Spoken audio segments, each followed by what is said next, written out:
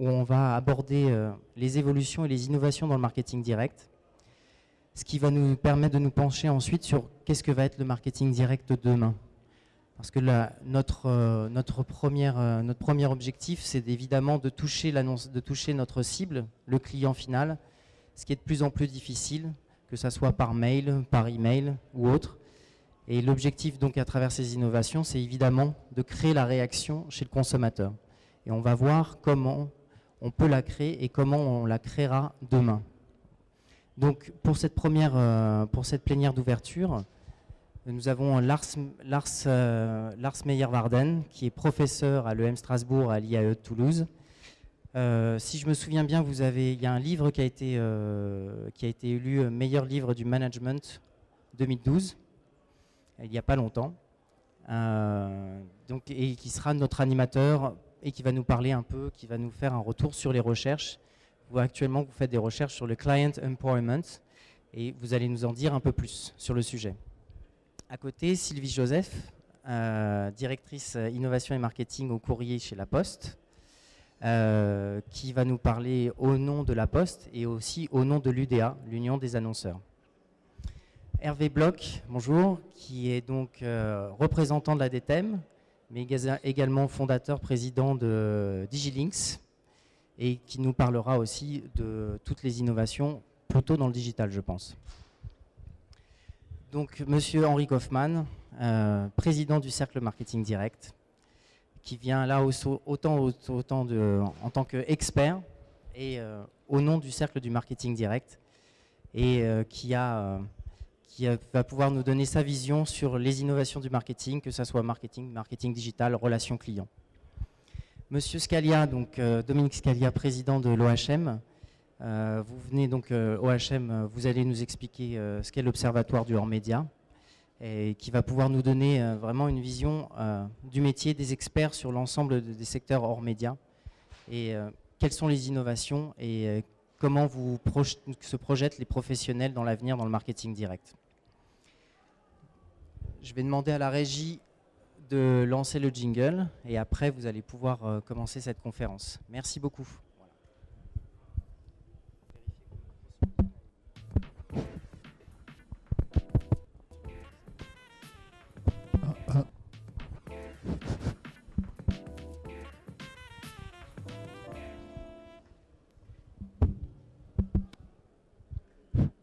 Vous m'entendez? Non, pas trop. Ah, c'est bon maintenant? Ok. Donc bonjour mesdames, messieurs. Je me présente en 30 secondes. Donc, je suis professeur à l'école de management Strasbourg et à l'IAE Toulouse. Et donc, je suis directeur d'un master sur les nouvelles technologies, marketing des nouvelles technologies. Et aujourd'hui, je remercie l'équipe de l'exposition de m'avoir invité pour animer cette table ronde. Voilà. Plus près. Vous souhaitez qu'on se présente encore rapidement? Oui, ce serait mieux. Ok, Parce que vous très bien. mieux. Alors, donc moi je suis Sylvie Joseph et je suis effectivement au courrier au sein du groupe La Poste. Le courrier est une des 4 grandes business units, 4 grands métiers de La Poste. Le métier historique également, donc on a une vision extrêmement longue et évolutive de ce qui se passe dans le domaine des médias, de la relation client et des flux d'informations entrant sortant des entreprises. Donc c'est ce dont on parlera tout à l'heure. Et j'ai personnellement une expérience d'une 30aine d'années dans le monde du marketing et plus spécifiquement dans le marketing de la grande distribution et de la grande consommation avant d'arriver à La Poste. Bonjour, Hervé Bloch. Donc, je suis administrateur élu de la DTEM. Je suis aussi président de la société de conseil en stratégie digitale Digilinks, fondateur d'un club de dirigeants du web qui s'appelle l'Internet Managers Club, éditeur d'une web TV qui donne la parole aux grands acteurs de l'e-commerce, de l'e-tourisme, de l'e-retail. Et je suis aussi auteur d'un livre qui s'appelle Tout savoir sur l'acquisition et la fidélisation online. Mon éditeur est à ma gauche et le livre sera en dédicace juste derrière tout au long de la journée. Bonjour, donc je suis Henri Kaufmann, je suis en fait tombé dans la bassine du marketing direct depuis toujours, en étant d'abord directeur informatique, donc j'ai pu saisir toutes les problématiques de fichiers clients dans une filiale de la Redoute qui vendait des produits culturels, livres, disques, etc. Ensuite, j'ai été directeur général de cette société. Puis après avoir fait tout le tour de ce métier de vendeur à distance, donc j'ai créé mon agence au sein du groupe Havas, agence de marketing relationnel qui s'appelait Communidé. C'était en 87. Et aujourd'hui, je suis conseil dans une société qui s'appelle Hipipip et également président depuis 4-5 mois du Cercle Marketing Direct. Donc moi j'ai une expérience de la relation client à la fois d'un point de vue technologique, au niveau de l'informatique, mais aussi d'un point de vue psychologique. Et je m'intéresse beaucoup en ce moment à la psychologie marketing et aux neurosciences. Bonjour, Dominique Scalia, je préside l'OHM. Quelques mots pour resituer l'OHM. L'OHM fédère un certain nombre d'acteurs de la communication. La logique qui est la nôtre est de pouvoir intégrer une logique de décloisonnement des métiers sur l'ensemble des acteurs de la communication, qui vont de l'agence de communication jusqu'au logisticien. C'est un point pour nous important. Dans un objectif de création de valeur, ça nous paraît essentiel dans la période que nous vivons aujourd'hui, qui est extrêmement troublée. Et nous fédérons également des grands donneurs d'ordre, qui eux-mêmes sont aujourd'hui dans une logique d'attente d'optimisation, tant qualitative que quantitative. Alors, un mot donc, par rapport au sujet. Nous, l'OHM, on souhaite être les porte-parole de tous ceux qui sont nos adhérents, qui portent des enjeux soit d'innovation, soit industriels, mais toujours la création de valeur est au centre de nos préoccupations. Il est bien entendu que l'innovation restera pour nous un point central. Ce sont des sujets que nous réfléchissons beaucoup avec nos adhérents et notre comité stratégique. Un point tout de même, en tant qu'observatoire, notre rôle est aussi d'observer le comportement économique et financier de ce que vous êtes aujourd'hui, parce que là encore, on est toujours dans des relations donneurs d'ordre, prestataires, et cette dimension-là est un point important, à la fois pour voir l'état de santé donc, de la filière et les attendus toujours de plus en plus exigeants des grands donneurs d'ordre, et de pouvoir rééquilibrer cette relation qui de toute façon contribuera également à recréer à la fois des capacités d'investissement, parce que lorsqu'on parle d'innovation, sans capacité d'investissement, c'est extrêmement complexe, de la rentabilité également des métiers. Tous vos métiers doivent retrouver de la rentabilité et de la profitabilité. Donc l'innovation, bien entendu, mais dans un contexte économique sur lequel nous devons être attentifs et vigilants, et vous êtes bien placés ici pour le savoir. Merci. Merci pour ces présentations extensives. Je ne sais pas si mon micro marche très bien. On va commencer un peu par poser le sujet. Bon, comme j'ai dit, je suis chercheur. Donc, pour nous, à l'université, dans les centres de recherche, il y a trois grands paradoxes, trois grandes questions qui se posent actuellement dans la gestion de la relation client, dans le marketing direct. Donc, il y a tout d'abord un gros problème d'imitation. Donc, il y a l'innovation, mais dès qu'on innove, il y a le problème que les entreprises se entre-imitent et finalement, il n'y a plus d'éléments de différenciation derrière. Face à ça, ça a été déjà évoqué, bon, je pense que vous le savez tous, c'est les technologies qui sont le vecteur d'amélioration pour sortir de ce dilemme d'imitation permanente. Mais face à cette évolution de technologie, il y a trois... J'ai l'impression que mon micro ne marche pas, non? Allô? Vous m'entendez? Non? C'est mieux maintenant? Oui, donc trois paradoxes qui se posent. Donc toujours plus d'informations, on parle donc du big data, donc toujours plus d'informations qui font rêver, qui font fantasmer les marketeurs. Nous aussi, en tant que chercheurs, on s'épanouit sur ces données. Le problème, c'est on a donc des informations énormes. Si on prend l'exemple de Walmart, distributeur américain, il produit chaque heure 1 million de transactions dans les supermarchés mondialement. Et ces 1 million de transactions à l'heure représente à peu près 2,5 millions de gigaoctets. Alors ça représente donc dans la journée 160 fois le contenu de la bibliothèque du Congrès national des États-Unis, avec, je crois, il y a 40 millions d'œuvres dans cette bibliothèque. il y a 1000 km de rayons de livres. Donc, en une journée, Walmart produit donc le contenu de la bibliothèque, la plus grande bibliothèque du monde. Alors, donc, un exemple inouï, hein, donc effectivement beaucoup d'informations. Google produit 10 fois plus dans la journée. Hein, donc, qu'est-ce qu'on fait avec cette information? Pour l'instant, bon, il y a certaines études qui montrent, par exemple, AC Nielsen a fait récemment une étude que seulement 12% des distributeurs qui produisent donc une quantité d'informations très importante les utilisent vraiment. Hein, donc 12%, hein, c'est pas beaucoup.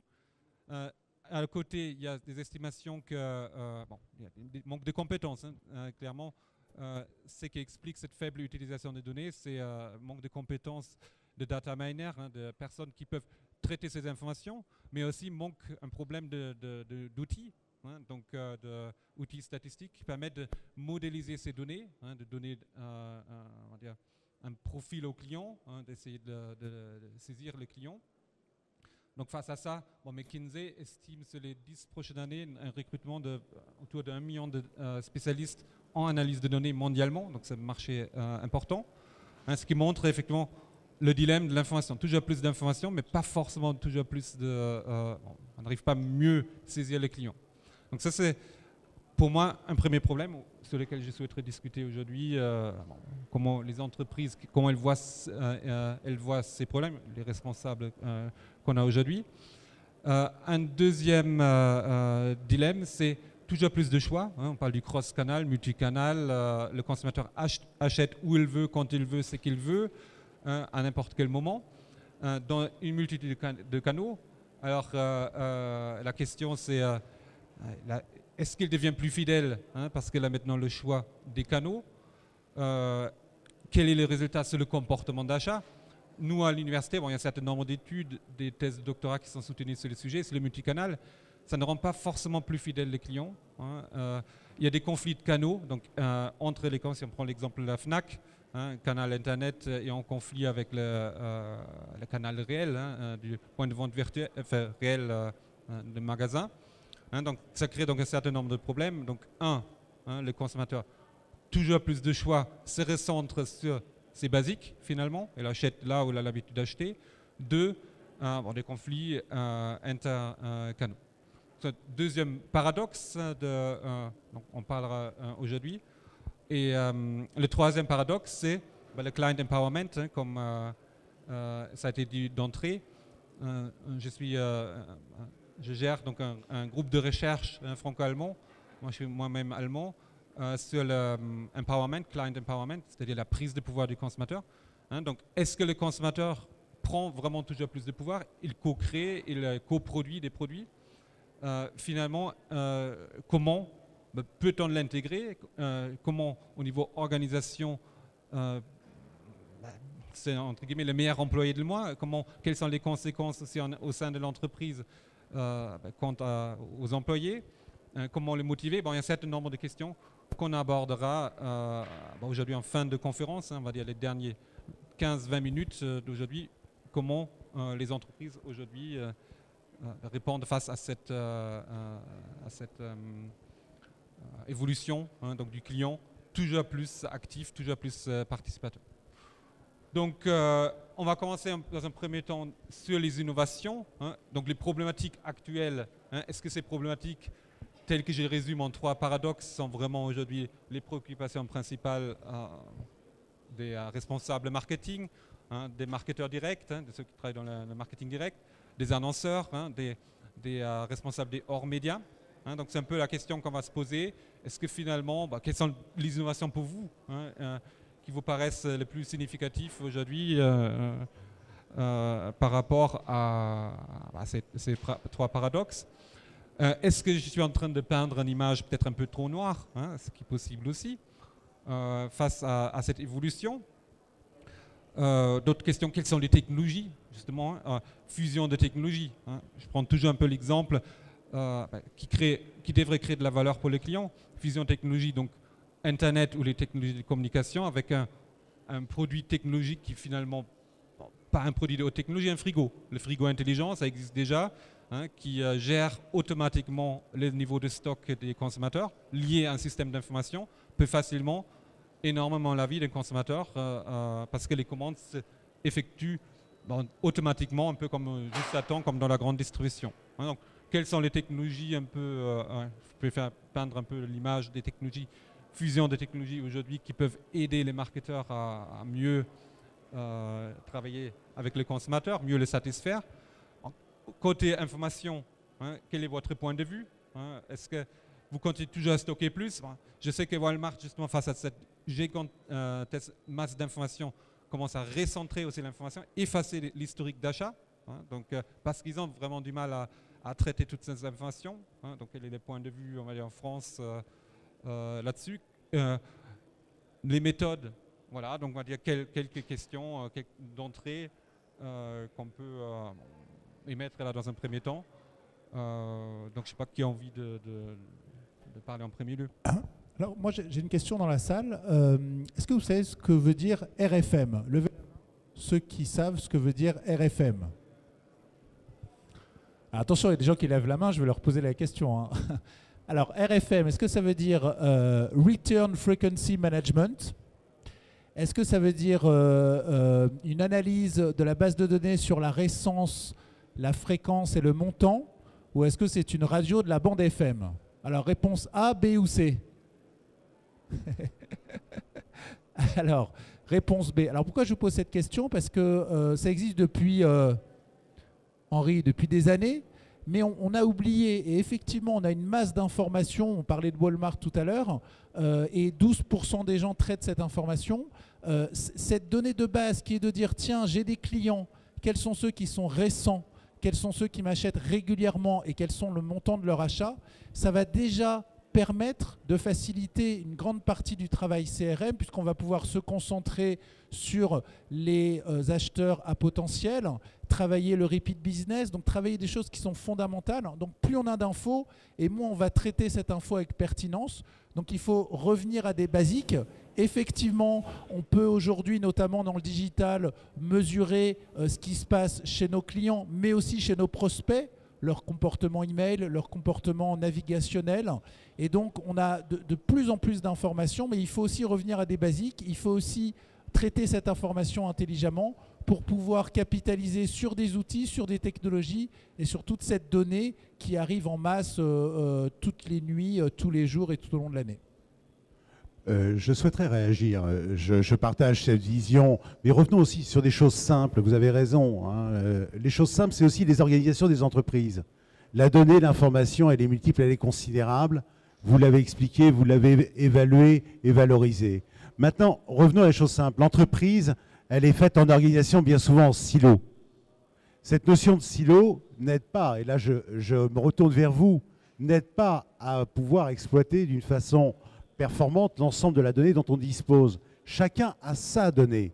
Moi, je suis frappé de constater, pour échanger avec grand nombre d'annonceurs, sur l'absence de transversalité de l'information dont on dispose. Peut-être, ça renvoie à Sylvie, à la fois entre le marketing, à la fois entre la communication, à la fois avec l'e-commerce, parce que l'e-commerce existe, et comment partage-t-on l'information avant même de parler d'innovation?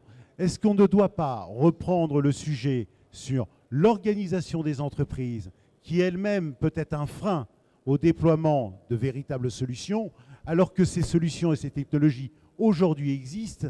Et là, je renvoie peut-être à Sylvie sur ce sujet. Qu'en est-il?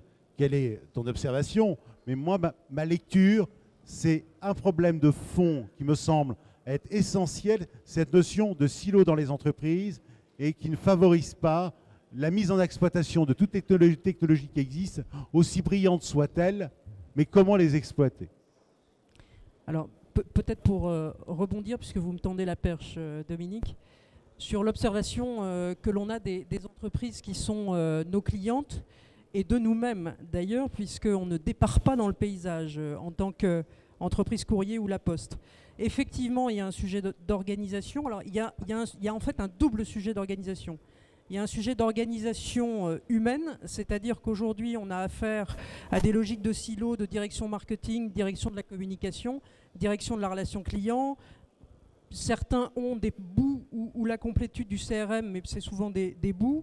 On a affaire à des directions du digital aujourd'hui aussi, spécifiquement spécifiques, etc., etc. Donc il y a ce problème des différents périmètres et des gens qui ne sont pas encore dans une capacité à collaborer de manière extrêmement efficace, non plus dans des logiques de je garde le savoir, donc le pouvoir et notamment la base de données, mais au contraire je la partage totalement et on se met d'accord collectivement sur ce que l'on cherche, parce que c'est vrai qu'on a trop d'informations, on a des technologies qui aujourd'hui nous permettent de faire tout ce qu'on veut ou à peu près, à ceci près qu'on oublie l'essentiel, c'est qu'est-ce qu'on cherche. Et qu'est-ce qu'on cherche à monitorer, à mesurer, notamment sur les comportements des prospects et plus particulièrement des clients tout au long de leur parcours. Donc, le premier sujet, c'est l'organisation RH humaine. Le deuxième sujet, c'est l'organisation des systèmes d'information. Et je pense que Henri va pouvoir nous faire partager ces différentes expériences. Mais là aussi, on est sur, en tous les cas, des entreprises qui ont plus de 10 ans d'ancienneté. Et c'est quand même la majorité. Elles ont des systèmes qui sont des vieux systèmes, qui sont structurés par rapport à ces fameux silos d'organisation dont je viens de parler, et qui effectivement ne facilitent pas non plus la mesure transversale, la mesure cross-canal, dont on va certainement reparler et qui est le véritable enjeu de demain. Je voudrais juste peut-être, avant de te passer la parole, Henri, et peut-être tu pourras aussi éclairer de ton point de vue, je ne suis pas sûr qu'aujourd'hui, là où on est, il faille parler de marketing direct. Je pense qu'il faut davantage parler de marque, de pilotage de marque et donc de pilotage de relations clients sur l'ensemble du parcours. Quand je dis client, j'inclus prospect évidemment. Je pense que le sujet c'est vraiment celui-là et cette logique de cross-canal qui est l'enjeu, qui est le nôtre aujourd'hui, demain et après-demain et dont on reparlera, je pense, abondamment cette matinée. Effectivement. Décidément. Il marche celui-là? Vous m'entendez? Bon. Alors effectivement, je crois qu'on est au cœur du problème et il faut peut-être prendre un peu de recul. On a des silos d'une part, mais aussi, moi je le constate en permanence avec mes clients, les membres du cercle, etc., c'est qu'il y a une fracture digitale, mais une fracture à la fois entre les marketeurs qui, en principe, sont un petit peu en haut de la vague, hein, dans la modernité, et ensuite dans l'entreprise, et les entreprises étant plus ou moins évoluées dans ce sens du progrès. Alors, moi j'ai voulu comprendre un petit peu ce qui se passait, pourquoi les gens ont tendance à utiliser les solutions d'hier pour résoudre les problèmes d'aujourd'hui. Et en fait, c'est une erreur. Les solutions d'hier ne marchent plus aujourd'hui. Alors, j'ai découvert un philosophe, Héraclite, qui, il y a 2500 ans, avait réfléchi justement à ces mécanismes de viscosité du changement. Et j'ai découvert ce que disait Héraclite, mais le lire dans le texte grec, c'est pas forcément très facile. J'ai préféré le lire en anglais. Et il y a un bouquin qui est, je crois, très rare à trouver,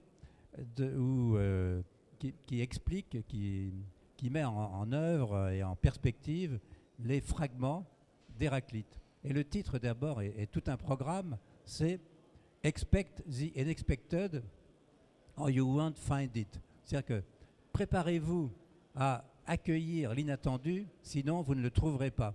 Bon, là on est en pleine sérendipité, c'est-à-dire qu'on trouve ce qu'on ne cherche pas.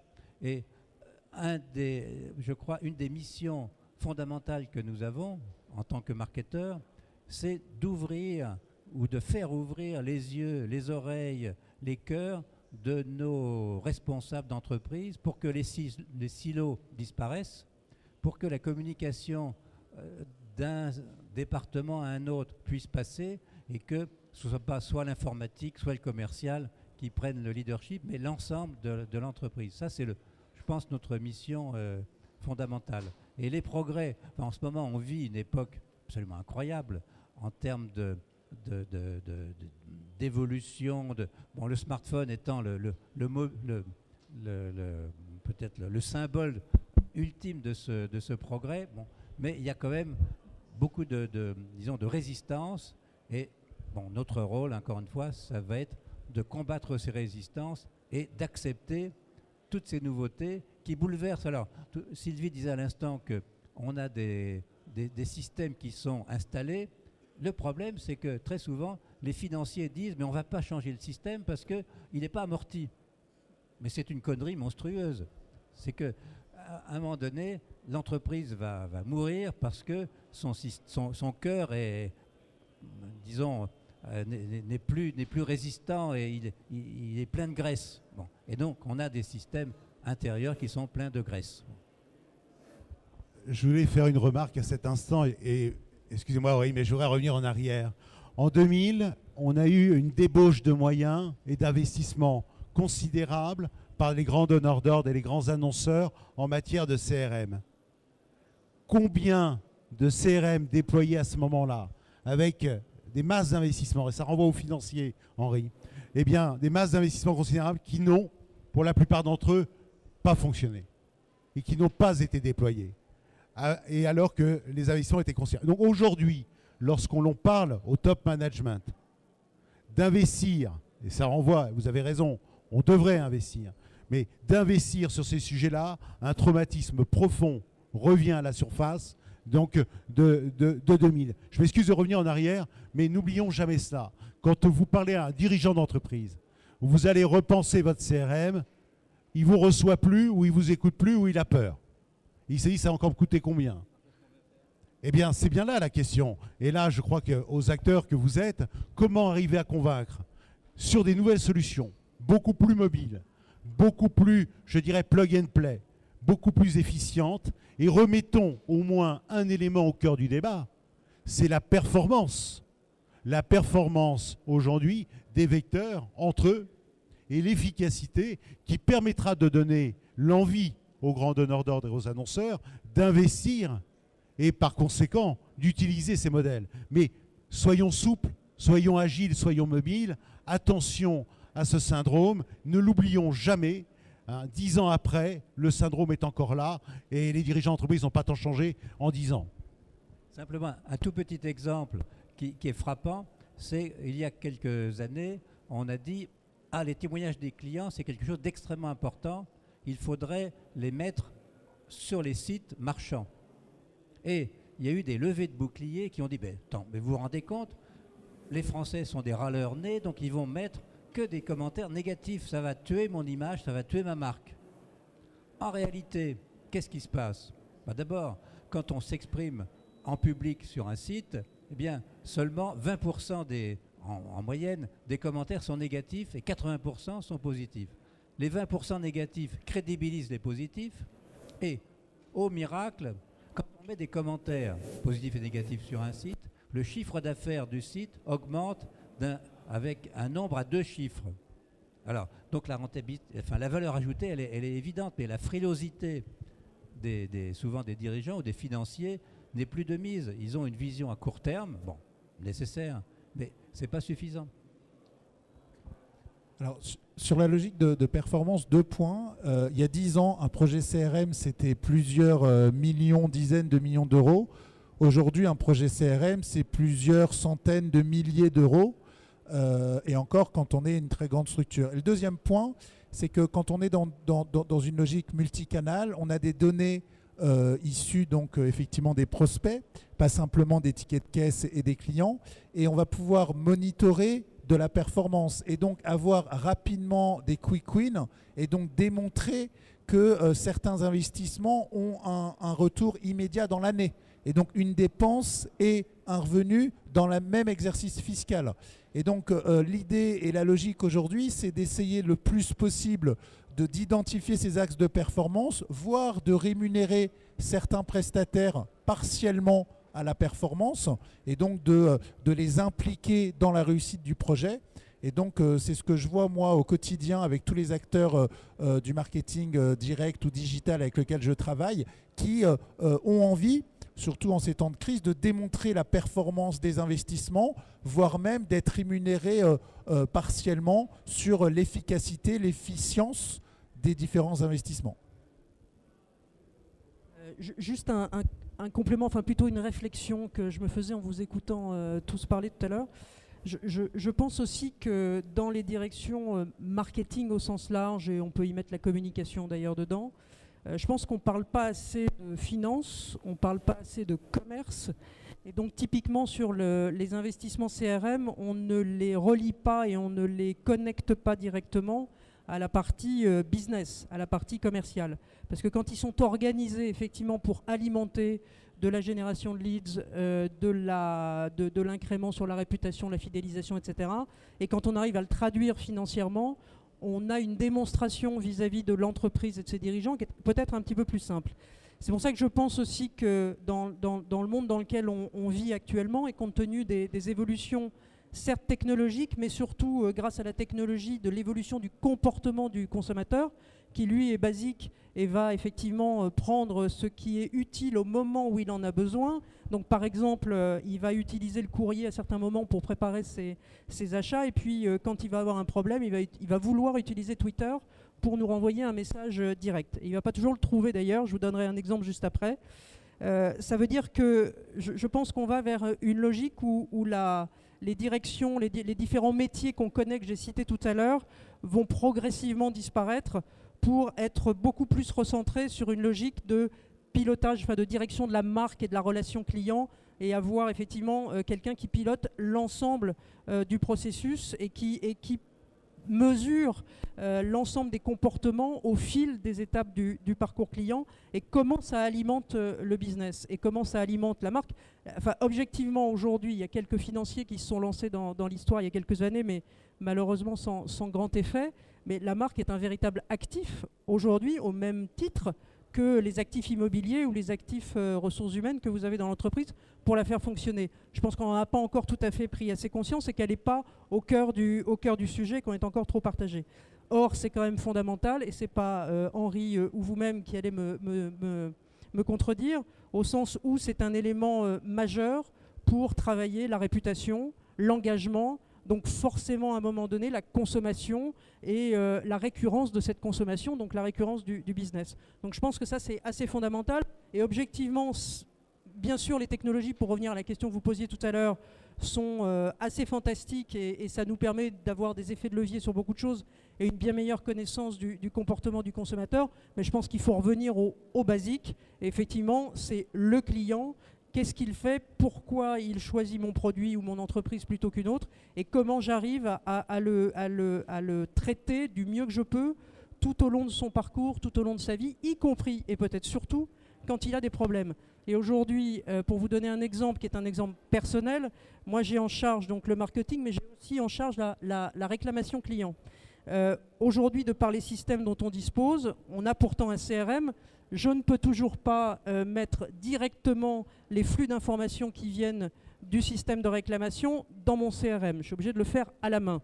Bon, bah, on le fait à la main, c'est pas très grave, mais c'est une source d'information majeure qui nous permet aussi d'impacter des réflexions sur le marketing de l'offre et de faire évoluer effectivement des produits en améliorant les process de commercialisation ou de production, donc moins d'irritants pour le client au final. Donc ça c'est extrêmement important, et c'est vrai qu'on est encore un peu gêné aujourd'hui, mais globalement la tendance est celle-là, c'est-à-dire vers une convergence de ce pilotage de ces éléments extrêmement importants. Alors, donc je vois qu'effectivement mon analyse n'était pas tout à fait fausse. Alors, donc on constate de plus en plus un recentrage, parce que vous avez parlé de la bonne vieille règle RFM qui date des années 1920 à peu près. Je crois que c'est Sears qui l'a mis en place. Hein, donc visiblement c'est toujours d'actualité. À côté, bon, je peux peut-être aussi partager un peu mon expérience. Je viens de faire soutenir une thèse sur les modèles de Customer Lifetime Value. Et alors, donc, on a travaillé sur seulement 5000 consommateurs avec 1 million de transactions à peu près. Et ces modèles stochastiques avec lesquels on essaye de prédire 5 ans de valeur client, ben, ils tournent pour 5000 consommateurs ou clients seulement. L'ordinateur tourne 2 jours avec des modèles stochastiques qu'on a mis en place. Donc ça montre clairement, 5000 clients c'est rien. 1 million de transactions c'est pas mal, mais c'est ce que Walmart produit en 1 heure. Donc les modèles arrivent clairement à la limite. Alors que pour vous dire aussi une autre limite, c'est ces modèles qu'on a mis en place, ils prédisent 50% du vrai comportement après. C'est-à-dire on estime sur des périodes de 12 mois de comportement d'achat. pour prédire 1, 2, 3 ans et ben, se trompe une fois sur deux. Hein. Donc voilà, ça aussi par rapport au modèle de plus en plus sophistiqué. Hein. Donc visiblement, donc, bon, on partage la vision des managers. Donc récentrage, c'est l'essentiel. Il y a aussi un élément qui est ressorti aussi, c'est la confiance aussi. Hein. Donc marketing, si on revient au modèle basique du marketing relationnel, hein, c'est satisfaction, confiance, engagement, fidélité. Hein. Donc où est cette confiance? Aujourd'hui, on a l'impression que bon, le consommateur n'a plus confiance. C'est pour ça, bon, c'est aussi un peu ressorti plus ou moins de vos discours, hein, à la recherche de regagner la confiance du consommateur, hein, du client, hein, qui se recentre. Hein. Là aussi, ben, c'est humain. Hein, de toute façon, notre capacité cognitive est limitée, celle du consommateur. Et on est tous consommateurs. On se recentre sur les 4-5 marques auxquelles on a l'habitude avec lesquelles on a l'habitude d'acheter. Mais on le voit aussi en interne des entreprises, parce que vous avez dit effectivement, bon, vous avez parlé des échecs des marches CRM dans les années 2000. Beaucoup ils ont échoué parce qu'ils ont été trop complexes, on va dire, hein, trop complexes, trop usine à gaz, entre guillemets. Et effectivement, un gros problème, c'est aussi que ces systèmes très sophistiqués mis en place ne sont pas adoptés par les utilisateurs, hein, dans les entreprises. Hein. Vous avez parlé aussi en interne dans l'organisation, hein, l'organisation dans l'entreprise. Et c'est aussi ce qu'on constate, hein, on regarde dans les recherches sur l'adoption des modèles CRM, hein, ils échouent parce qu'ils sont trop complexes, trop difficiles à utiliser. Donc on revient parfois à des choses qu'on fait à la main, hein, donc, comme vous avez dit. Il y avait un sujet qui me semblait intéressant aussi de creuser, c'est la logique monocanal, multicanal. J'ai interviewé des grandes enseignes, des gens comme Fnac ou Monoprix, qui ont la chance d'encarter plus de 50% de leur chiffre d'affaires. Donc avec une carte de fidélité très active, qui est même payante à la Fnac. Vous devez tous, si je vous fais lever la main, qui a une carte Monoprix ou Fnac dans son portefeuille maintenant ou à la maison? Levez la main. Bah, vous voyez qu'on est 1 sur 2 à lever la main. Donc, ce qu'ils ont constaté, c'est qu'un client qui avait l'habitude d'aller plutôt sur le point physique, lorsqu'il va en ligne, puisqu'il peut aussi se faire reconnaître en ligne de par sa carte de fidélité, de par sa carte d'adhérent, eh bien, il génère plus de chiffre d'affaires. C'est-à-dire qu'un client multicanal ne va pas cannibaliser un canal pour un autre. En fait, il ne va pas réduire ses dépenses physiques pour les compenser en ligne, il va rajouter, compléter. Donc que ce soit chez Monoprix ou la Fnac, celui qui continue à aller en magasin et qui va en ligne génère un chiffre d'affaires supérieur pour la marque à l'arrivée. Donc ça c'est très important. On parlait de silos. Il y a des gens qui ont structuré une activité online de manière filialisée, donc dans son coin. Et que fait la marque quand elle doit, elle, générer des ventes qui vont se faire dans une logique de cross-canalité, avec un point retrait en magasin. Donc voilà, l'idée c'est d'arrêter d'avoir peur. Les informaticiens ont peur de ne plus avoir les budgets de la direction générale. Les entreprises ont peur de l'Internet parce qu'elles y voient une logique de cannibalisation. Pas du tout. Et au contraire, il y a une logique de fertilisation de la marque, l'approche de confiance. Et donc, Darty, par exemple, qui a une marque très forte, va adresser ce qu'ils appellent les silver surfers, donc effectivement les surfeurs de plus de 50 ans, parce que c'est aussi l'ADN de leur marque.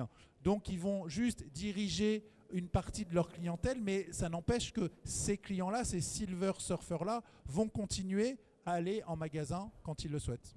Et pour compléter le propos, on constate... Alors ça, c'est ce que vous venez de dire, c'est valable à peu près dans tout le commerce. Et pour compléter le propos, on constate en fait, nous, la même chose chez les annonceurs qui travaillent avec l'ensemble des médias et en particulier le courrier. Et donc notamment le courrier associé à la télévision ou le courrier associé au web encore plus. C'est qu'on constate qu'effectivement, ils ont des performances bien supérieures et on a quelques pure players notamment qui viennent de faire des expériences de ce genre où ils n'avaient jamais utilisé le papier auparavant et ils se sont aperçus qu'en l'utilisant, alors dans certains cadres d'utilisation évidemment, et notamment le catalogue, ils avaient des résultats en termes de retour qui étaient à plus de 6 ou 7%, ce qui n'est absolument pas le cas quand on fait uniquement du digital. Et deuxièmement, ce qui est encore plus important, ils avaient des paniers moyens qui étaient de l'ordre de 15 à 20% supérieurs au panier moyen classique du client qui ne travaillait que sur Internet. On est bien d'accord de toute façon que la commande ne se fait que sur Internet. Mais le fait d'avoir constaté et d'avoir eu un message identifié, ciblé, privilégié, sur lequel on peut revenir plus souvent tranquillement à la maison ou ailleurs, effectivement, ça dope l'efficacité. Tout ça pour dire, sans faire d'une pub pour le courrier, qu'on a effectivement partout cette logique cross-canal qui joue, et donc cette complémentarité qui, quand elle est bien utilisée, est extrêmement efficace. Je voudrais revenir sur l'innovation, parce que tout ça, en fait, on parle cross-canal, CRM, etc. Bon, tout est lié quelque part à l'innovation et au fait d'oser innover. Et l'innovation, ce n'est pas forcément la créativité débridée, c'est souvent de mettre ensemble 2 techniques ou 3 techniques indépendantes et pour obtenir un effet tout à fait étonnant. Je voudrais vous donner 2 exemples anecdotiques, mais qui sont extrêmement révélateurs de diverses techniques mises ensemble, et en particulier la technique du temps réel. Alors, la première innovation, vous avez peut-être vu dans la presse ce que c'est un blouson, une espèce de doudoune qui n'a rien d'extraordinaire, si ce n'est qu'elle est reliée à Internet, et chaque fois qu'un de vos amis like une page de votre profil Facebook, la doudoune se gonfle. Autrement dit, vous avez un hug. Eh bien, ça c'est extraordinaire. C'est d'un côté la technique du blouson, qui est quand même assez sophistiquée. De l'autre côté, le réseau social et la coordination des deux, l'addition des deux fait que, en fait, on est branché, si je puis dire, à la fois sur Internet et sur ses amis. L'autre exemple que je voulais vous montrer, qui est là aussi d'une simplicité biblique, mais bon, quelqu'un y a pensé, ça concerne un site de doggy sitter, c'est-à-dire de promeneurs de chiens. Alors, évidemment, en France, il n'y en a pas beaucoup, mais aux États-Unis, il y a beaucoup de gens qui passent leur temps à promener les chiens des autres. Et donc là, il y a un site qui s'appelle Swift Dog qui a mis en place une application un petit peu comme celle du club de gym. C'est-à-dire que vous inscrivez, vous dites « je veux qu'on promène mon chien tel jour, à telle heure et pendant une certaine période de temps ». Bon, rien d'extraordinaire. Ce qui est un peu plus extraordinaire, c'est que vous allez choisir votre doggy sitter. Donc il y a des vidéos. Là, il se trouve que ce sont des jeunes femmes qui chacune expliquent pourquoi elle aime promener les chiens, elle aime les animaux et pourquoi vous allez la choisir. Alors je pense qu'elle a un pourcentage disons, lié à la qualité de sa prestation. Bon. Mais surtout, ce qui est extraordinaire, c'est que quand elle va promener le chien en question, eh bien, le maître ou la maîtresse du chien reçoit une alerte sur son smartphone. La promenade démarre. Et surtout, tout au cours de la promenade, elle va recevoir des photos du chien. Bon, et tout ça, c'est très facile avec le smartphone. Et on va suivre la promenade sur Google Maps. Bon, ben, voilà des gens qui ont osé et qui ont bien compris. Alors que maintenant, il y a un nouveau mot qu'il faudra utiliser, qui vient d'apparaître. C'est un mot en 2 lettres qui est UX. Qui sait ce que c'est que le UX? Non, mais toi, tu es hors concours, évidemment, Hervé. Bon. Ah, que 2 personnes dans la salle. Bon. UX, c'est tout simplement User Experience, l'expérience client. Et quand on parle marketing, etc., en fait, on ne fait que réfléchir à l'expérience client.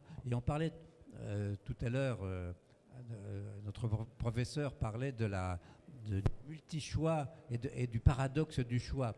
En fait, c'est très compliqué parce qu'il y a 2 types de choix. Il y a le choix, même 3 types, qui est le choix de la marque, le choix du produit dans la marque et aussi le choix du média. Donc ça fait beaucoup. Et quelque part, alors, quand je m'amusais à faire des lois de marketing, j'avais créé une loi que j'ai très modestement appelée la loi de Kaufmann.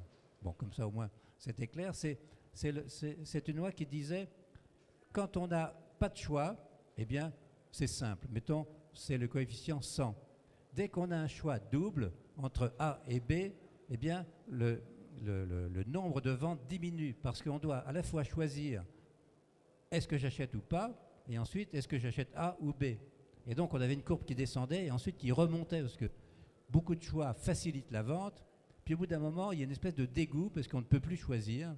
Donc là aussi, il faut bien réfléchir disons, ce qu'on appelle maintenant le cross-canal, parce que c'est pas vraiment du choix, le cross-canal, c'est du réflexe. Aujourd'hui, ou à l'instant donné, je vais prendre mon téléphone, ma tablette, dans une heure, je vais prendre mon ordinateur, je vais prendre du courrier, enfin, tout dépend de la situation et je ne réfléchis pas, ça devient du réflexe. Donc, alors tout ça est complexe, mais bon, c'est pas parce que c'est complexe, comme disait aussi un autre philosophe, c'est pas parce que c'est complexe que je ne le fais pas, ça devient, si je le fais, ça devient moins complexe. C'est une citation dans ce style-là. Je voudrais revenir sur l'innovation. Vous savez, depuis plusieurs mois, au sein de l'OHM, nous raisonnons pour essayer de créer une plateforme d'innovation. Quand on réfléchit sur une plateforme d'innovation, eh bien, on commence à avoir mal à la tête. Pourquoi on a mal à la tête? Parce que, que faut-il faire? Sensibiliser à l'innovation? Orienter les acteurs de la branche à l'innovation? Ou tout simplement faire valoir l'innovation existante? Moi, j'attire quand même votre attention. Aujourd'hui, les grands donneurs d'ordre en France, il y en a 600. Les 600 donneurs d'ordre, c'est 90% d'investissement marketing-communication. Et en regard de ça, nous avons 43 000 entreprises de la filière. Vous m'entendez bien? 43 000 entreprises de la filière qui œuvrent. J'aurais presque tendance à dire qu'il y a 43 000 innovations. Je ne crois pas qu'une entreprise naît, existe et vit s'il n'y a pas d'innovation. Donc, la difficulté auquel je crois nous sommes confrontés, bien sûr, la nécessité d'innover, mais déjà, comment faire valoir auprès de 600 acteurs 43 000 offres? Moi, c'est la question que je souhaite vous renvoyer. Donc, à un moment donné, est-ce qu'on ne doit pas se poser cette question-là? Et nous, on le voit bien à l'EHM, lorsqu'on raisonne pour mettre en place une plateforme d'innovation, par quel bout on le prend? Par l'investissement? Par la motivation? Par la sensibilisation? Ou tout simplement par la vitrine de l'offre? Pour qu'on puisse être une caisse de résonance auprès des grands donneurs d'ordre qui eux-mêmes ont un mal fou à s'y retrouver dans les solutions offertes. Mettez-vous à leur place lorsqu'ils sont face à un choix et que autant de solutions s'offrent à eux, de plus en plus simples, de plus en plus efficientes, de moins en moins coûteuses. Mais comment prendre des options et des décisions? Je voudrais pour ma part rebondir sur un mot que vous avez cité tout à l'heure, qui est un mot, me semble-t-il, aussi très important. L'innovation l'est tout autant, mais c'est la confiance. Il se trouve qu'effectivement, un certain nombre de secteurs d'activité sont un peu malmenés, au premier rang desquels, malheureusement pour eux, la banque, sont malmenés sur le plan de la confiance. Nous, La Poste, on a la chance d'avoir la confiance des Français. Je pense que vous avez peut-être vu ces dernières semaines, et notamment ces derniers jours, des sondages sur le sujet, et en particulier le fait que le facteur est le deuxième personnage le plus aimé de France, après le boulanger. Mais ce n'est pas tant ça qui est intéressant, c'est le pourquoi les Français classent ça comme ça. Et en fait, la confiance, elle s'acquiert aussi beaucoup par la proximité que vous avez entre votre marque et vos clients ou prospects. Et la réalité du traitement que vous avez vis-à-vis d'eux, surtout quand ça se passe mal. Et la proximité, enfin confiance, c'est très lié à la proximité, pas uniquement d'ailleurs la proximité physique humaine, ça peut aussi se traduire autrement. La voix téléphonique en est une, il y a de l'humain derrière, mais il y a d'autres façons aussi d'être proche. C'est dans une façon de communiquer et dans des choix médias qui vont effectivement véhiculer cette proximité, ou par le fait de transférer par le biais de partenaires choisis cette proximité. Réfléchissez-y, parce que la notion de proximité, elle est fondamentale, surtout si vous êtes dans des activités, ce qui doit être le cas d'à peu près tout le monde, ou presque, de vente et de vente B2C. C'est un peu moins vrai dans le B2B, quoique là ce sont d'autres notions, mais cette notion de proximité, donc de confiance, elle est fondamentale pour développer vos activités et là aussi la réputation de votre marque. Je voulais rajouter un point sur cette logique multicanal, investissement, innovation.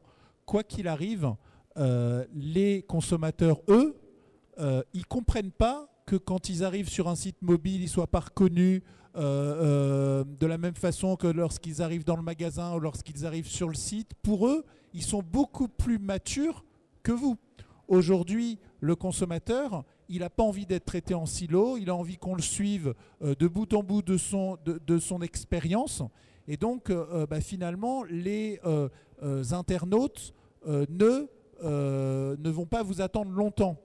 Des exemples dans l'univers digital, Au Féminin est une très très belle réussite dans le domaine online, donc médias à destination des femmes. Ça aurait jamais dû être Au Féminin. Ça aurait dû être Elle, ça aurait dû être Marie-Claire, ça aurait dû être un titre emblématique. Allociné a réussi dans le cinéma, ça aurait jamais dû être Allociné. Et pourquoi ils ont réussi? Parce qu'ils étaient agiles, parce qu'ils n'avaient pas peur de prendre un certain nombre d'investissements, de prendre la parole et de jouer une logique de confidence, de confiance avec les consommateurs. Donc effectivement, les grands acteurs qui ont peut-être un certain nombre de problèmes organisationnels doivent vraiment se mettre la pression. Aujourd'hui, on n'est plus dans une logique unidirectionnelle avec la marque qui parle à ses consommateurs. Aujourd'hui, c'est les consommateurs qui critiquent et puis la marque qui doit traiter. Un exemple, aux États-Unis, la marque Gap a décidé de changer son logo. Bon, donc elle change sa PLV et sur Facebook, il y a une fronde de tous les consommateurs qui ont dit « Attendez, c'est horrible votre nouveau logo, nous on ne veut pas ». Ils appelaient ça d'ailleurs crap. Crap, c'est moche, ça ne va pas. Et donc, au bout de 2 semaines, la directrice de la marque a communiqué pour dire « Ok, pas de problème, on vous a écouté, on revient à l'ancien logo ». Donc on n'est plus dans une logique où c'est la marque qui décide, c'est maintenant le consommateur qui a une voix éclairée et qui va se fédérer pour apporter une puissance et donc faire en sorte que la marque évolue. Pour compléter le propos et montrer que certaines entreprises, en particulier en France, comprennent cette logique du multicanal, il se trouve que j'ai pigé la semaine dernière la nomination d'un nouveau directeur chez Intersport, dans le groupe Intersport, qui est donc directeur du commerce. Et ce qui est intéressant, c'est ce qu'ils y mettent dedans. Donc je vous le lis pour ne pas me tromper. Dans directeur commerce, il y a la responsabilité du concept de vente, du marketing, de la communication, de l'exploitation, c'est-à-dire la vente, du CRM et du digital. Je pense qu'effectivement, ils ont compris et ils ont choisi de s'organiser par rapport à la façon dont le client lui-même opère et est organisé. Merci. Merci. Alors, je vais rebondir donc pour les dernières 10 minutes qui nous restent sur ce qu'a dit Henri Kaufmann sur l'innovation, donc cette doudoune avec le hug. Il nous reste 10 minutes, peut-être 5 minutes de questions. Donc c'est une innovation qui vient de Harvard, en fait, Harvard Innovation School, qui intègre donc justement cette notion de client, Custom Empowerment dont on a parlé au début. Donc c'est le client qui co-crée, qui intègre ses idées. Donc je voudrais revenir sur la dernière partie de cette conférence aujourd'hui, là-dessus, quelle est la réalité aujourd'hui, parce que les idées viennent, si on implique les consommateurs, dans le principe du Consumer Empowerment, viennent du client et pas d'un service recherche et développement centralisé dans une entreprise. Donc on implique les clients, donc c'est ça le Consumer Empowerment, il coproduit, ça c'est la réalité, à la Poste, on imprime soi-même ses timbres, on fait le recommander sur Internet, donc le consommateur devient l'employé de facto de l'entreprise. Ce qui co-création, co-design n'est pas encore vraiment à l'ordre du jour dans beaucoup d'entreprises. Donc peut-être on pourra revenir là-dessus pour la dernière partie. Qu'est-ce qu'aujourd'hui les annonceurs ont comme démarche, parce que c'est vraiment un sujet chaud, entre guillemets. C'est dans le Marketing Science Institute aux États-Unis, qui regroupe donc des plus grandes entreprises américaines et chercheurs américains, professeurs américains. C'est la priorité aujourd'hui, le Consumer Empowerment. Donc, comment impliquer les clients, comment les motiver? Est-ce que tout le monde veut participer à à cette participation? Est-ce que tout le monde veut créer de la valeur pour l'entreprise? Comment le rémunérer? Pour l'instant, c'est rigolo. Donc, sur Internet, pas mal d'initiatives ont créé ces t-shirts, après fait voter les internautes pour le t-shirt le plus préféré. Mais finalement, la question de la rémunération se pose. La question des plateformes technologiques, bon, c'est peut-être la plus simple. Donc, ça serait peut-être intéressant de conclure aujourd'hui. C'est un sujet vraiment très en vogue pour nos chercheurs, mais aussi pour les entreprises à l'heure actuelle. Donc, je ne sais pas qui veut commencer à parler des démarches. Alors, en fait, moi, je vois deux aspects dans la co-construction ou dans la coopération. D'abord, d'un point de vue B2B, la co-construction, elle existe très clairement. Aujourd'hui, il est totalement illusoire. Nous, la majorité de notre chiffre d'affaires est fait avec des entreprises qui elles-mêmes communiquent avec leurs clients. Il est illusoire, quand on est dans une logique B2B, de ne pas associer très en amont ses clients sur la conception même ou à tout le moins les impacts qu'on va générer chez eux dans la mise en service de nouvelles prestations ou de nouvelles offres. Donc dans le B2B, c'est quasiment une activité de tous les jours, et on a nous-mêmes d'ailleurs un petit département qui fonctionne de cette manière-là, qu'on appelle offre sectorielle innovante, qui est en fait un laboratoire de construction permanent avec nos clients entreprises. Sur le B2C, donc avec le consommateur, il y a deux aspects. Il y a effectivement un certain nombre d'entreprises dès aujourd'hui qui utilisent des forums en ligne, qui utilisent des façons de faire réagir des leaders d'opinion, pas forcément toujours clients d'ailleurs, sur des propositions de concepts, sur des propositions d'offres ou de services. Donc ça, c'est de la co-création. Et puis il y a la question qui se pose ou qui va se poser assez rapidement de mon point de vue, qui est la question du copartage de la donnée, et peut-être aussi d'ailleurs de la rémunération de cette information, parce qu'aujourd'hui on n'en parle pas, on ne veut pas en parler, très honnêtement, puisqu'on a peur que ça coûte énormément d'argent, sauf que l'information que nous donne le consommateur, si elle est bien utilisée, elle est très génératrice de profit, pour nous d'abord entreprise, et puis ça pourrait être également le cas pour lui. Donc il va peut-être nous demander à un moment donné de lui restituer une partie autrement que sur les cartes de fidélité et les récompenses classiques que l'on connaît. Donc ça, je pense que c'est les vrais enjeux. Et puis, et avant de passer la parole à mes collègues, un autre enjeu que je rajouterais aussi, qui est celui on en a parlé un tout petit peu tout à l'heure, de la mesure cross-canal. Aujourd'hui, on ne sait pas faire, ou très mal faire. Et donc notamment cette mesure du parcours complet et de l'expérience client. Je vous enjoins à lire un petit article sur un blog que j'ai trouvé fort bien fait, qui est une synthèse du dernier summit de Google, qui est donc le blog d'Arnaud Rofidal d'Altima Conseil. Vous verrez, il y a une page sur ce que Google envisage de faire très rapidement pour nous permettre, je dis nous parce que ces entreprises clientes de Google, nous permettent de mesurer le off et le online de manière cross. Et c'est aussi un sujet sur lequel la Poste va s'engager fortement dès le début d'année prochaine. Et d'ailleurs, on sollicitera des volontaires chez nos clients pour pouvoir co-construire la mesure, puisqu'il y a évidemment un partage de données immanquable dans cette affaire.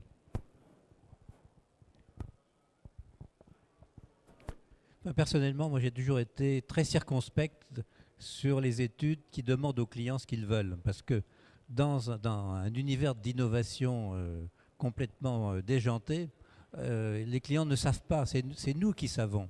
Et c'est nous qui avons la volonté de leur imposer des nouveaux produits. Steve Jobs n'a jamais demandé à qui que ce soit ce que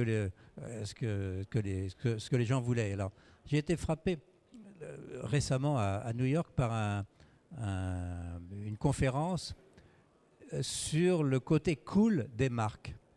La coolitude, on pourrait appeler ça. Alors, ça, c'est un nouveau concept. Et comment on a pu classer des marques sur le côté cool qui en ce moment est peut-être encore plus important que la sincérité, la transparence, etc., etc. Eh bien, par les neurosciences, donc en faisant réagir des clients, non pas en leur demandant ce qu'ils en pensaient, mais en laissant s'exprimer leur cerveau. Et donc, il y a eu un classement assez intéressant des différentes marques sur ce point de la coolitude. Voilà ce que je voulais dire là-dessus. Alors, justement, sur la neuroscience, on parle beaucoup du cerveau reptilien. Vous savez, c'est le petit cerveau qu'on a, tout petit, qui date de 500 millions d'années et qui finalement dicte un certain nombre de nos comportements, de nos décisions. Un des fondamentaux de la neuroscience, c'est une étude qui a été faite auprès d'amateurs et consommateurs de Coca-Cola. Donc on les a réunis, c'est des fans de Coca-Cola, et on leur a fait en blind test du Coca et du Pepsi. Alors déjà, il fallait qu'ils reconnaissent leur poulain. Alors il s'est trouvé que certains se sont trompés, et surtout, il s'est trouvé que certains préféraient le Pepsi. C'est-à-dire quand on leur dit, voilà, à l'aveugle, vous préférez lequel? Bon, bah, finalement, vous préférez le Pepsi. Bon, et donc on a suivi en fait ces consommateurs, et ils continuaient à racheter du Coca-Cola. Parce qu'en fait, même si rationnellement, ils préféraient le Pepsi, leur cerveau reptilien les dictait d'aller vers le Coca-Cola parce que c'était la marque qui portait le plus d'émotion, d'espoir, d'innovation, d'affectivité. Et donc, ces consommateurs qui avaient déclaré préférer le Pepsi continuaient à acheter du Coca-Cola. Coca-Cola, d'ailleurs, était le gagnant de cette comparaison des marques au niveau du côté cool des marques. Il n'y a pas de mystère.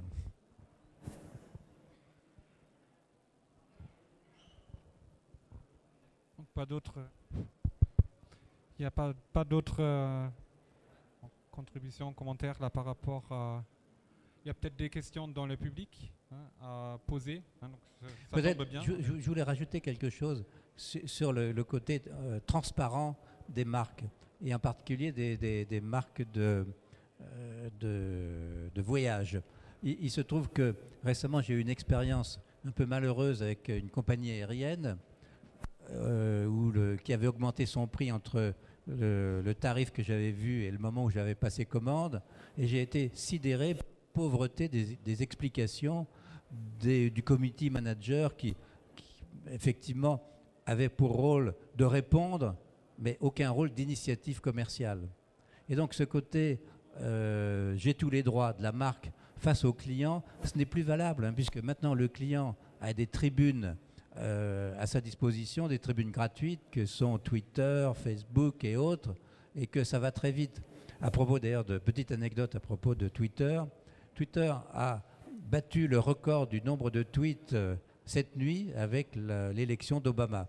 On est à l'heure actuelle à plus de 500 000 tweets qui concernent l'élection d'Obama. Non, je voudrais revenir sur un dernier point qui me paraît. Je veux remettre les investissements au cœur des enjeux. Je crois que le retour sur investissement multicanal qu'évoquait Sylvie me paraît être un élément essentiel. C'est l'efficacité des vecteurs entre eux. On l'a toujours dit, un vecteur n'en chasse pas un autre. Là où il faut aussi, on n'en a pas parlé, mais moi je suis marqué de constater l'évolution du e-commerce. Vous avez vu à quelle vitesse la maturité de e-commerce arrive aujourd'hui, à tel point qu'on en est à la phase probablement de maturité, voire de disparition. Donc on en arrive à faire migrer un nouveau concept sur un vecteur de communication. Donc ce sont aussi des données qui sont importantes. Et rappelons-nous, l'e-commerce, c'était peut-être la source de toutes les bonnes informations ou de la donnée. Je reviens au début de nos échanges, de la donnée d'information. Et aujourd'hui, on est dans une étape de maturité. Et là encore, vous allez voir le syndrome. Je crois que les grands donneurs d'ordre et les grands annonceurs sont extrêmement inquiets, eu égard les investissements qu'eux-mêmes ont fait en e-commerce. Et pouvoir la durée de vie qui est celui donc de ce nouveau modèle. Donc c'est aussi un sujet, je crois, qui doit nous interpeller. Et moi, pour ma part, je crois qu'il y a un point clé, c'est le retour sur investissement des vecteurs, sachant que nous sommes tout à fait convaincus que l'axe essentiel, les points de contact sont tous essentiels. Je crois qu'après, c'est l'efficacité donc du maillage de l'ensemble de tous ces points de contact entre eux. Vous savez, lorsqu'on parle de marketing, en règle générale, on s'accorde à dire qu'on travaille, on peut difficilement travailler sur plus de 35 points de contact. Et d'évaluer ces 35 points de contact entre eux pour en extraire, et c'est déjà énorme, pour en extraire l'efficacité et l'efficience de ces vecteurs entre eux. Et je crois que ça sera un élément de réponse formidable pour donner de l'input sur l'innovation. Il y a de la place peut-être pour une question. Je ne sais pas s'il y en a dans le public. je conclue peut-être la table ronde. Donc on a vu, il y a beaucoup de questions, avec beaucoup d'éléments de réponse. J'espère que ça vous aidera à mieux aborder votre marketing client dans l'avenir. Le marketing client reste essentiel aujourd'hui, avec beaucoup d'évolution. Mais selon, je pense un peu si on résume les différentes contributions de cette table ronde, elles se restent organisées autour de deux. Il y a deux éléments. Donc la relation même, donc mieux repenser la relation pour regagner la confiance qui, au moins aujourd'hui dans les périodes économiques difficiles, est un peu perdue. On a parlé des banques notamment. Et puis on a parlé pas mal d'efficience, donc comprendre mieux l'efficience des interfaces et surtout des interfaces technologiques qui sont déployées dans les entreprises pour la démarche CRM. Voilà. Je vous remercie pour votre attention et je vous souhaite une bonne journée. Et merci aux différents intervenants.